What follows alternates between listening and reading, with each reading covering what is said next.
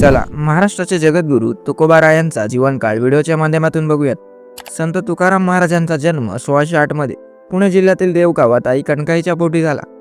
तुकोबांच्या वडिलांचा म्हणजेच बोल्लोबांचा सावकारीचा व्यवसाय होता। 1625 मध्ये म्हणजेच वयाच्या 17व्या वर्षी त्यांचं लग्न रुक्मिणीशी झालं, पण त्या दुष्काळात मरण पावल्या। पुढे तुकोबा 18 वर्षाचे असताना त्यांचे आई वडीलही गेले। तुकोबांचं दुसरं लग्न जिजाबाई म्हणजे आवडीशी झालं, पण आता तुकारामांचं मन संसारात नव्हतंच। 1630 पासून ते विठोबाच्या नामात बुडून गेले होते। या काळात ते भीमा नदीच्या काठी डोंगरावर जाऊन ध्यानात बसायला लागले। 1632 मध्ये त्यांनी पहिला अभंग लिहिला। मग तुकोबांची लेखणी थांबलीच नाही। समाजावर, श्रद्धेवर, अन्यायावर त्यांनी हजारो अभंग लिहिले। त्यांचं कीर्तन ऐकायला गावागावातून लोक येऊ लागले। 1640च्या आसपास तुकोबा एक प्रचलित संत झाले होते, पण काही पंडितांना हे खटकू लागलं। त्यांनी तुकारामांना अभंग लिहिण्यास बंदी घातली। त्यांनी अभंगाचं गाठोडं गंगेत विसर्जित करायला लावलं।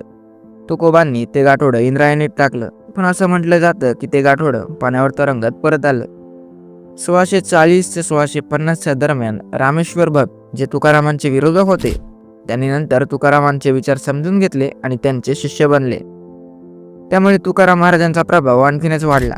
यानंतर 1648च्या दरम्यान छत्रपती शिवाजी महाराजांनी संत तुकाराम महाराजांची भक्ती आणि कार्याची ख्याती ऐकून त्यांना सन्मान देण्यासाठी मशाल, छत्र, घोडे, रत्ने आणि द्रव्य पाठवले।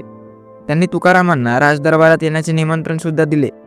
संत तुकारामांनी नम्रपणे हा नजारा नाकारला आणि सांगितले की सोने आम्हाला माती समान आहे, त्याचा उपयोग गोरगरिबांच्या कल्याणासाठी करा। पुढे 1649 मध्ये त्यांनी शेवटचा अभंग लिहिला आणि देवूतील एका कीर्तनात विठोबाच्या रथात बसून ते आकाशात विलीन झाले अशी मान्यता आहे। तुकोबा संत म्हणून गेले, पण अभंगातून आजही आपल्यात आहेत। तर याची माहिती तुम्हाला कशी वाटली कमेंट करून नक्की सांगा।